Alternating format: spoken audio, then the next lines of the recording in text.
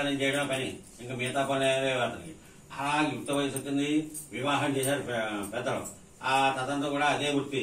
ఆ భిక్షాటన చేస్తూ ఉండడం, భార్యను పోషిస్తూ ఉండడం, ఇంకా పెద్దలు వాళ్ళందరూ కూడా ఏదో ఉన్నంతట్లో ఇస్తూ ఉండడం. అలా చేస్తుండగా కొంతకాలానికి వీడికి కుర్రాడు కలిగాడు. ఆ కుర్రాడు కలిగితే వాడికి 3 నెలలు 4 నెలల దాకా తల్లి దగ్గర పాలు సరిపోయాయి. ఆ తర్వాత వీడి కుర్రాడు ఎదగడం, తల్లి దగ్గర పాలు సరిపోకపోవడం వల్ల ఆ భార్య ఏం చెప్పింది అంటే ఏదైనా ఒక పాలగల ఆవును కానీ లేదా ఒక చోట బాడీకి పెట్టమంది.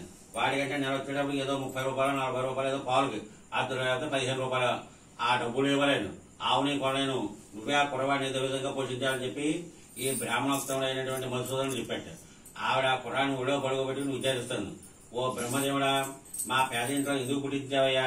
ఈ కుర్రవాడు ఏం తిని త్రాగుపోతాడు, ఈ శిశువత్త నాకు చుట్టుకుంటుందని చెప్పి ఆవిడ అలా ఒళ్ళో పడుకోబెట్టడం బాధపడుతుంటే ఆవిడకి అనుకోకుండా ఒక ఆలోచన వచ్చింది. ఆ ఆలోచన ఏమిటంటే ఇంకా అసలు దాన్ని ముట్టుకోకూడదు, ఇంకా దాన్ని వదిలే, రేపు నుంచి ఆ ఒత్తిడి మార్చేలేదు. మనం కర్తవ్యం చెప్పేటప్పుడు ఆ నువ్వు సరుకులు ఏ ఐటమ్ ముట్టుకోకూడదు.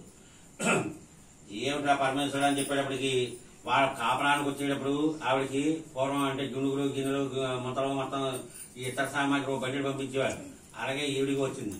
ఆ సామాగ్రి అంతా ఆటక మీద పెట్టింది. అంటే ఇప్పుడు ప్రస్తుతానికి ఉపయోగం లేదు. ఆ ఉపయోగం లేకపోవడం అలా కూర్చోండి, ఉపయోగం లేకపోవడం వల్ల ఆ అమ్మేస్తే డబ్బులు వస్తాయి అని చెప్పి ఆలోచించింది. ఆలోచించేటప్పటికి అక్కడ అలా కూర్చొని గాడి వస్తుంది.